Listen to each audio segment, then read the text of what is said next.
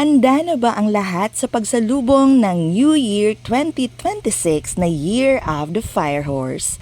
Katatapos lang ng Christmas at eto na naman tayo, busy sa checklist for our New Year's Eve salubong.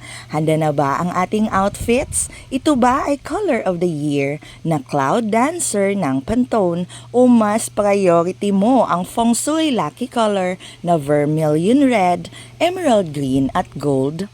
Na-check mo na ba lahat ng groceries, lalo na ang pagpuno sa lagayan ng bigas, asin, asukal, tubig at ating cooking fuel?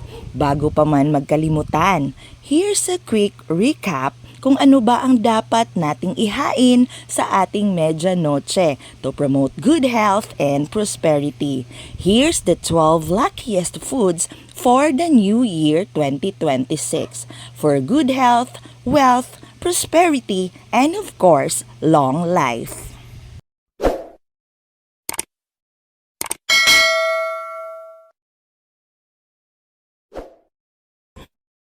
Number 1, pork. Ang paghahanda ng baboy sa New Year means kasaganaan at kayamanan. In Chinese, the most common pork dish for New Year ay ang steamed pork belly with taro. Pork is a representative of a rich, strong, and abundant blessings. Sa sinaunang panahon, ang pork ay naka-reserve di umano sa mga elitista at Chinese royalties. Para naman sa ating mga Pinoy, pinakapaborito natin ang lechon, which will not only call and gather around our loved ones, but its wholeness and price na kung kaya nating ma-afford sa New Year without breaking our budget means wealth. Pero syempre, hinay-hinay lang sa may mga maintenance medicine, lalo na sa high blood, upang mas humaba pa ang ating buhay. Number 2, fish.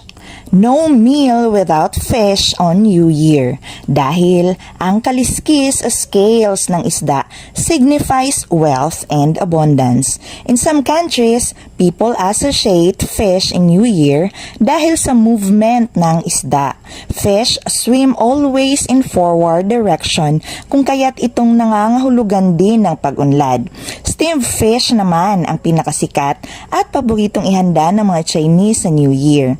In Chinese, fish sounds like surplus o income na ang ibig sabihin ay laging may matitira kang income palagi sa buong taon. Kaya this fish dish should always be the last na kailangang matira sa mesa o New Year upang mas mapanindigan pa nito ang kahulugan nito.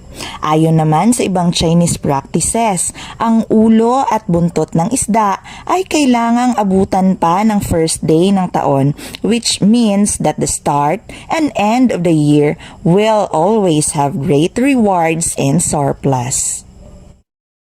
Number 3, we have Chinese dumplings.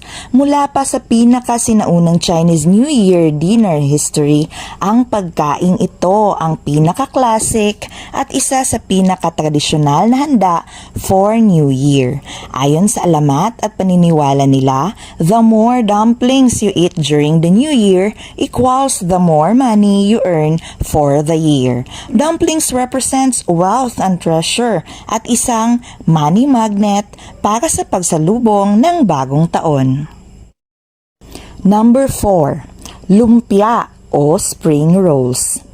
Ang lumpia na isa sa mga pinakahilig nating kainin sa bawat okasyon is also very good for New Year. Spring rolls means a ton of gold dahil ayon sa mga Chinese, ang kulay at hugis nito ay tila ginto at sumisimbolo ng patuloy na pagyaman.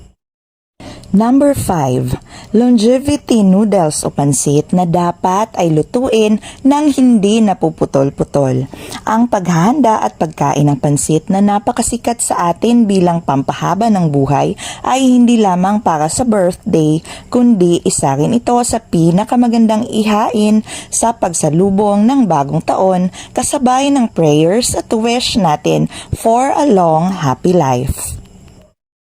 Number 6, whole chicken. Ang paghahanda ng buong manok during the New Year means wholeness and luck, lalo na para sa buong angkan.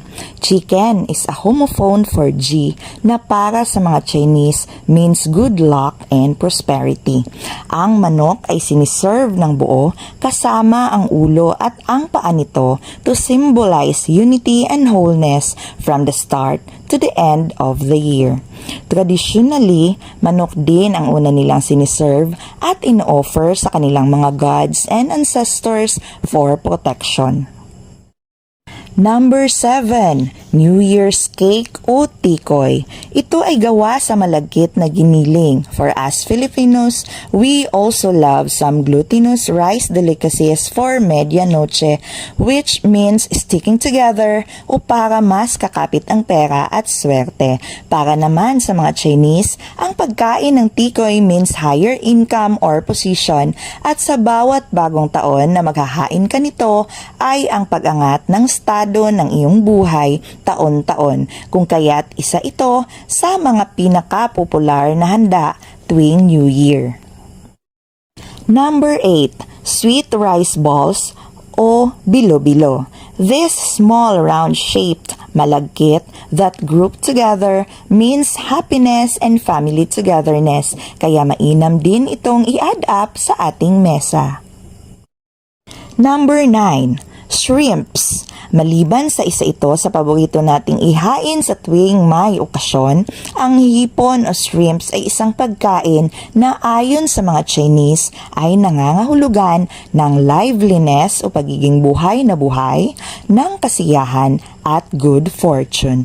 Ito ay dahil ang Cantonese word for shrimp na ha sounds like laughter, kung kaya't mainam na meron tayo nito ngayong bagong taon for a happy and fruitful year-round.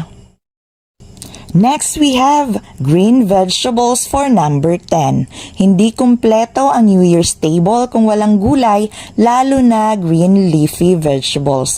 Maliban sa maganda itong pambalanse para sa lahat ng karneng nakahain, ang kulay berde ay isang napakaswerteng kulay na ang ibig sabihin ay kayamanan, renewal o panibagong simula, growth, and energy. Ang litos for Chinese and Cantonese sounds like the word for becoming wealthy. Samantalang ang mga broccoli naman ay nangangahulugan ng harmony. Number 11, fruits. Certain fruits are eaten during New Year for fullness and wealth. Oranges and tangerines for good fortune. Pineapple, mango, pomegranate, grapes are all for prosperity at upang mas tumibay pa ang samahan ng pamilya. Sa atin naman dito sa Pilipinas, naging tradisyon na ng karamihan ang 12 or 13 round fruits dahil sa hugis nito at paniniwalang maswerte at sa tamis ng mga prutas for good living. Ang mga prutas na ito ay hindi lamang magandang pang-welcome sa bagong taon dahil sa swerteng dala nito, kundi maganda rin itong kainin to start a very good and healthy diet to start up our new year. And the last spot goes to sweets and desserts for number 12. Isa sa pinakasikat sa mga sweets ngayong New Year ay ang mga gold coins dahil maliban sa masarap at matamis ang mga chocolates na ito, ang kinang ng gold at hugis nito ay may kaakibat na swerte at positibong enerhiya para sa pagyaman. Colorful, creamy at lahat ng matatamis na desserts signifies prosperity, love, and sweetness, kaya't isa ito sa paborito ng lahat during this holiday season. We all love holidays, lalo na ang Pasko at Bagong Taon. Noon pa man ay may kakaibang kasiyahan talaga ang pagsasama-sama while celebrating this year-end get-together. Isang malaking pasasalamat ang bawat pagsalubong natin sa mga panahong ito, lalo na kung buo at malusog ang ating pamilya. Let us all be kind and be a blessing for everyone, lalo na sa okasyong ito. Remember, hindi lahat ay may kasalo, may kumpletong pamilya, may trabaho, at in good health. Kaya aside from preparing all the pampaswerte, let us take a minute to thank God, be grateful, and share kung kaya nating mag-share to make someone happy.